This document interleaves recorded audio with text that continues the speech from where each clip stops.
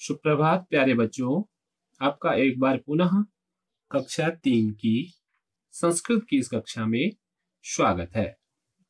आज हम संस्कृत की इस पुस्तक में पढ़ेंगे चतुर्थः पाठः।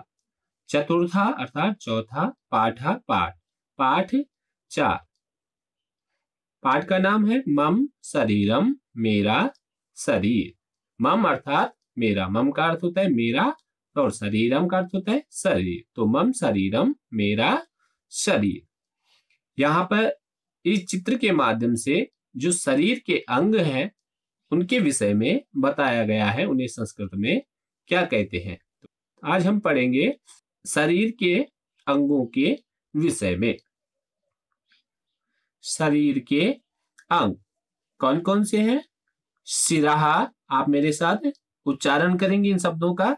शिरः, नयनम, ओष्ठः, स्कंदः, वक्षः, भुजा, हस्तः, अंगुलिः, मस्तकम, कर्णः, नासिका, ग्रीवा, उदरम, जंघाया, उरु, पादः।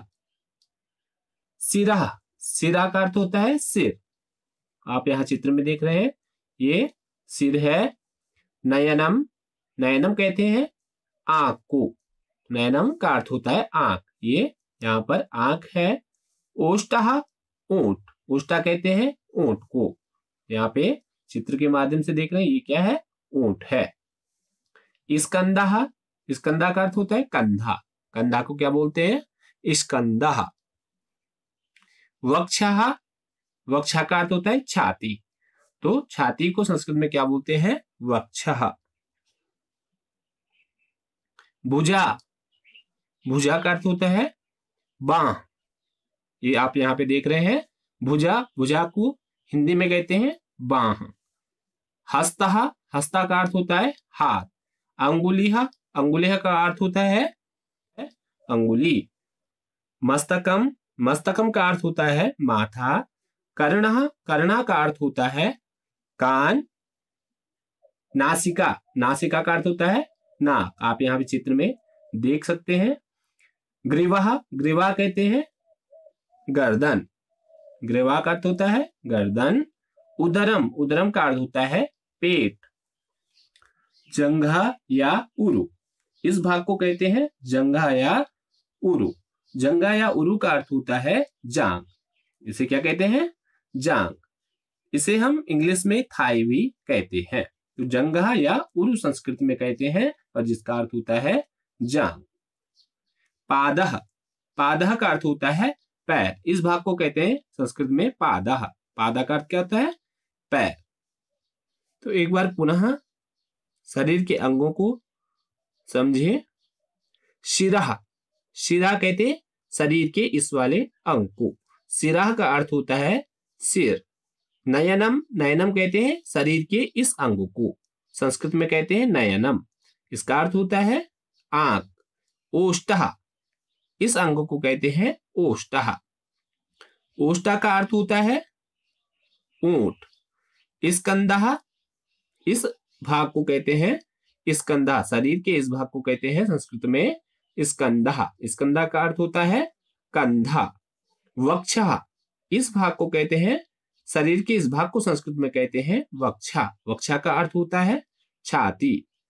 भुजा, इस भाग को संस्कृत में कहते हैं भुजा। भुजा का अर्थ होता है बांह। हस्तः, शरीर के इस अंग को कहते हैं हस्तः। संस्कृत में कहते हैं हस्तः और हिंदी में इसका अर्थ है हाथ। अंगुलिः, अंगुलिः इस अंग को कहते हैं संस्कृत में और इसका अर्थ है अंगुली। मस्तकम, शरीर के इस अंग को जो यहाँ बीच में है ऊपर से कहते हैं मस्तकम। मस्तकम का हिंदी अर्थ है माथा। इसे कहते हैं हिंदी में माथा। कर्णः, इस अंग को कहते हैं संस्कृत में कर्णः। इसका अर्थ है कान। नासिका, शरीर के इस अंग को कहते हैं नासिका। नासिका का अर्थ होता है नाक। ग्रीवा, इस वाले अंग को कहते हैं ग्रीवा संस्कृत में और हिंदी अर्थ है इसका ग्रीवा गर्दन। उदरम, इस अंग को, इस भाग को शरीर के कहते हैं संस्कृत में उदरम। इसे हिंदी में कहते हैं पेट। तो उदरम का अर्थ हुआ पेट। जंघा या उरु, इस वाले भाग को कहते हैं जंघा या उरु, इसे हम कहते हैं जांग। इसे इंग्लिश में थाई भी कहते हैं। पादः, शरीर के इस अंग को कहते हैं संस्कृत में पादः। पादा का अर्थ होता है पैर। तो प्यारे बच्चों, ये शरीर के अंग थे। मम शरीरम, मेरा शरीर। इस पाठ में इस चित्र के माध्यम से शरीर के अंगों के विषय में बताया गया है। इन्हें संस्कृत में क्या कहते हैं, हमने जाना है इन्हें संस्कृत में और हिंदी में इन्हें क्या कहते हैं। तो एक बार पुनः आप मेरे साथ इन संस्कृत शब्दों का, जो संस्कृत में शरीर के अंगों के नाम हैं, उनका उच्चारण करेंगे।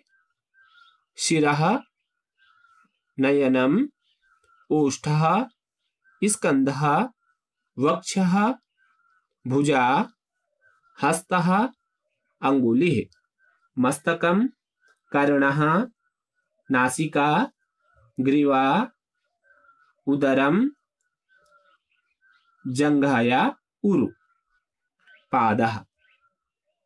तो प्यारे बच्चों, आप इस वीडियो को ध्यान से देखें, सुने और समझें, और इन जो शरीर के अंगों के विषय में हमने यहाँ पढ़ा, उनको हिंदी और संस्कृत में याद करें। इन्हें हिंदी में क्या कहते हैं और संस्कृत में क्या कहते हैं।